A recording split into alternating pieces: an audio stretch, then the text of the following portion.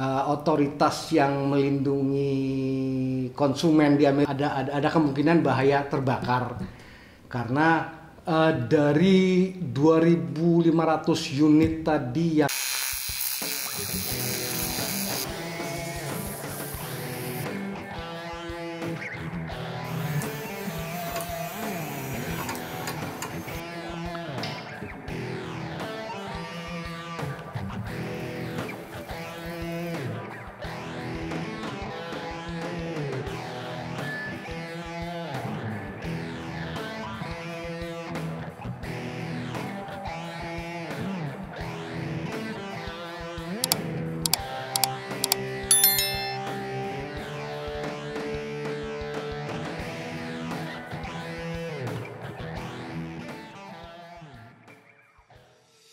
Halo brother, jumpa lagi dengan saya Hendra Suhara di e-bike TV ID.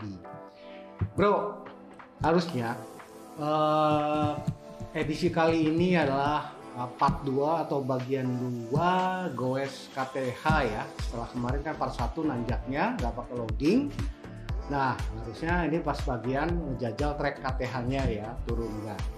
Tapi karena ada breaking news, ada berita yang sangat menarik, saya cut dulu, saya pending dulu. Saya akan membahas hal yang sangat menarik ini yang lagi jadi isu besar terutama di US ya, di Amerika sana.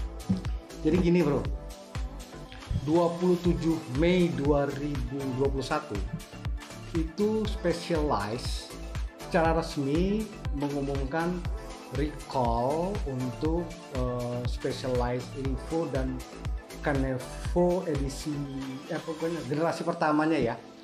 Suratnya itu secara resmi itu diumumkan melalui email oleh founder dan CEO Specialized ya, Mike Sinyard ya, yang kirim surat langsung. Nggak semua ditarik, yang ditarik itu ialah yang Levo dan Kenevo produksi tahun 2017 sampai 2019, yang panelnya itu masih di down tube di samping ya, panel-panelnya itu di samping. Nah itu menurut Specialized sendiri bahaya, ada kemungkinan bahaya terbakar karena riskan bocor ya, air masuk ke dalam sistem baterainya ya. Nah, kalau nggak salah itu kode baterainya yang kode M1 ya, itu dibuat di Taiwan. Nah, jadi seri 2017, 2019 Evo dan Kenevo dengan kode baterai M1 ya. Nah, itu sudah diumumkan resmi oleh CEO-nya Specialized 27 Mei 2001 lalu.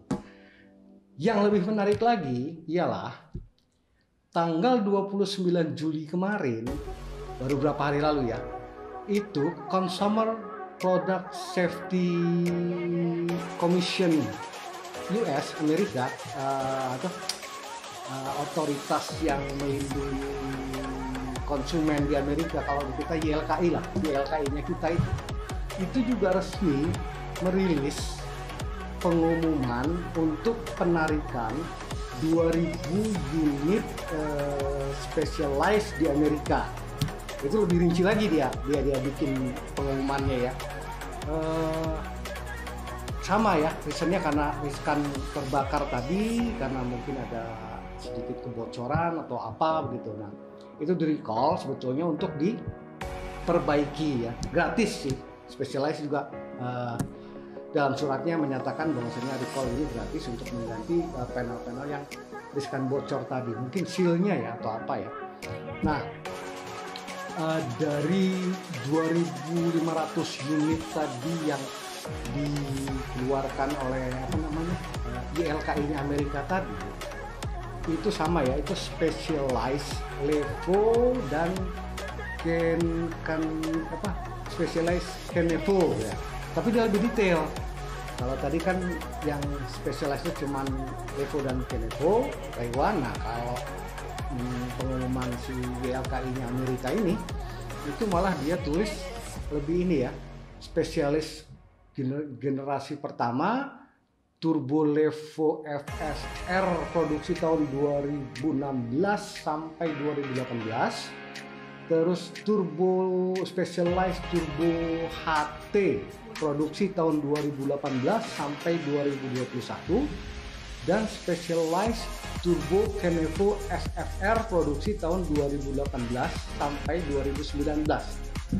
Untuk baterai sama, itu semua seri yang tipe yang memakai baterai M1 yang buatan Taiwan ya. Tapi kayaknya memang dirakit di Taiwan semua ya e-bike-nya Specialized ini. Nah, walaupun Specialized dan otoritas berwenang Amerika sudah mengeluarkan pengumuman penarikan untuk 2.500 unit e-bike Specialized tadi, tapi otoritas Amerika juga mengumumkan tidak ada korban dan tidak ada yang cedera lah akibat insiden terbakar atau apa. Belum ada laporan, jadi tidak ada laporan untuk kecelakaannya.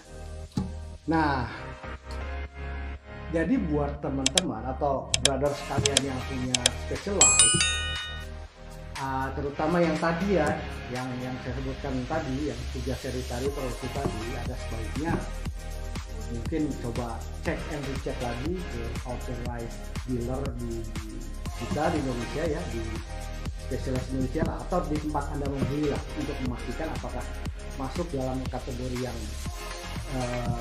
disebutkan oleh otoritas berwenang di Amerika tadi. Oke, brother, ini menarik nih cerita Specialized ini ya. Apa yang Specialized lakukan ini, CEO-nya lagi langsung ya, saya kira ini suatu bentuk responsibility atau tanggung jawab Specialized ya terhadap konsumen. Mungkin mereka khawatir terjadi terbakar, jadi mereka cepat merecall daripada ada insiden. Sempat ada beredar insiden yang ramai di grup WA ya, tapi saya juga kurang tahu pasti beritanya karena saya cari beritanya, nggak ada yang spesifik menuliskan insiden tersebut. Ya mungkin ini bentuk dari tanggung jawab Specialized ya, tapi bisa juga kalau kita melihat dari sisi lain, ini mungkin cacat produk ya, tergantung perspektif kita ya. Kita bisa melihat ini bentuk tanggung jawab dari Space atau ini cacat produk. Kalau itu terserah brother sekalian mau melihat dari perspektif mana. Oke, brother, ini menarik sekali nih Specialized ini. Specialized ini termasuk salah satu produsen sepeda yang sangat agresif dan ekspansif mengembangkan e-bike-nya, terutama EMTB-nya. Jadi pada awal mereka membuat EMTB-nya, mereka itu kan memakai motor Bros ya, Jerman ya, Bros S-Mag kalau masalahnya yang mereka pakai. Nah, karena saking seriusnya si bosnya Space ini itu sampai mengembangkan motor sendiri. Jadi dia tidak lagi memakai Bros. Pada tahun 2018 atau 2019 mereka mengembangkan motor sendiri. Mereka hanya pakai Bros itu sebagai basicnya. Lantas mereka mengundang perusahaan Jerman juga, yaitu Mahle kalau nggak salah namanya. Mahle ini memang dia supplier perusahaan supplier otomotif, terutama di teknologinya ya, dan juga teknologi future driving, pokoknya mobil-mobil pintar lah. Dia gandeng Mahle, perusahaan Jerman.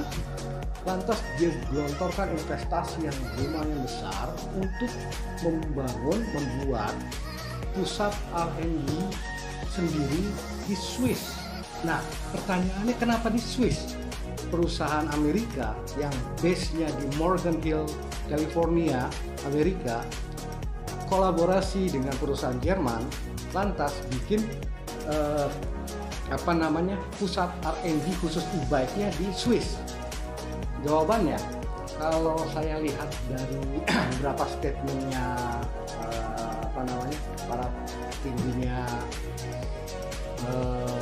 Specialized sendiri, mereka bilang Eropa adalah pasar terbesar daripada eMTB saat ini.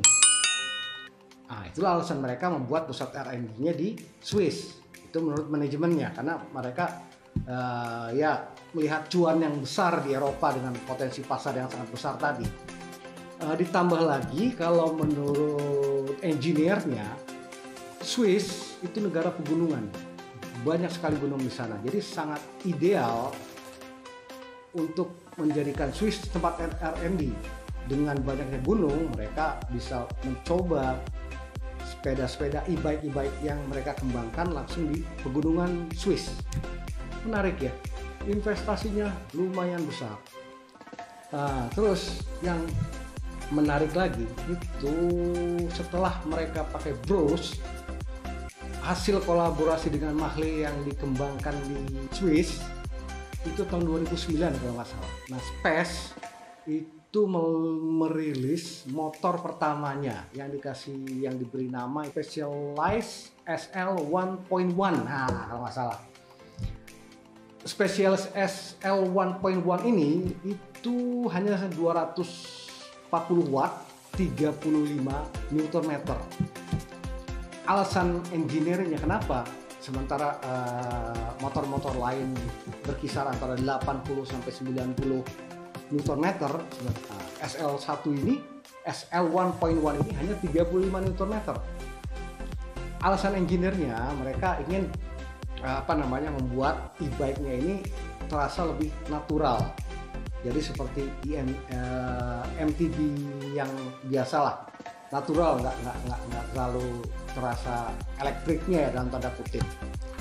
Nah, produk pertama mereka itu yang dipakaikan mesin ini itu Specialized Turbo Levo SL 1.1 dengan motor yang kecil tadi yang 35 Nm tadi, dan beratnya ini luar biasa, hanya 1,95 kg. Baterai hanya 1 kg, artinya motor dan baterai itu hanya 2,95 kg.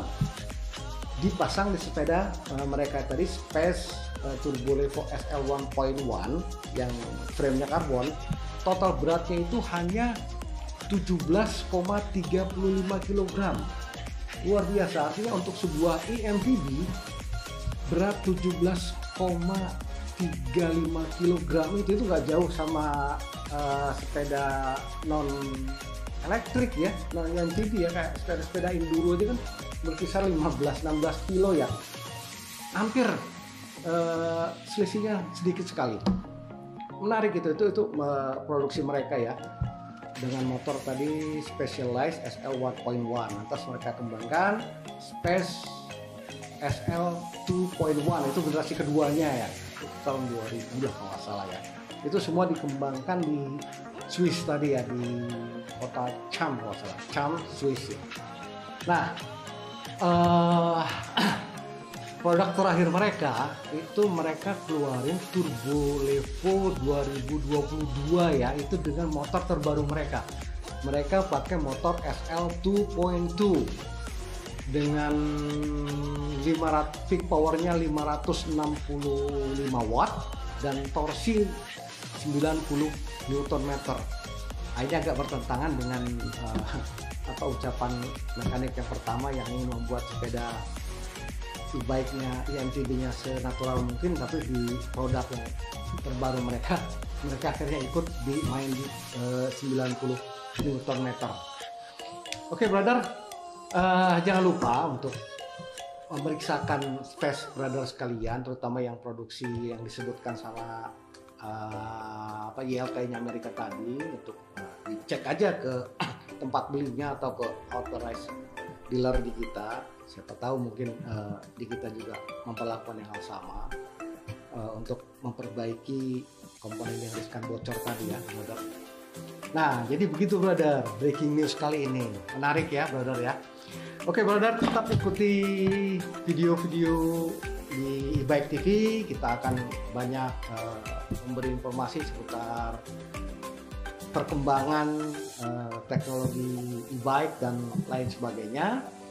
Nah, brother, jadi jangan lupa untuk like, subscribe, komen, share, dan nyalakan tombol loncengnya, brother, supaya tidak ketinggalan video-video menarik dari e-bike TV ID.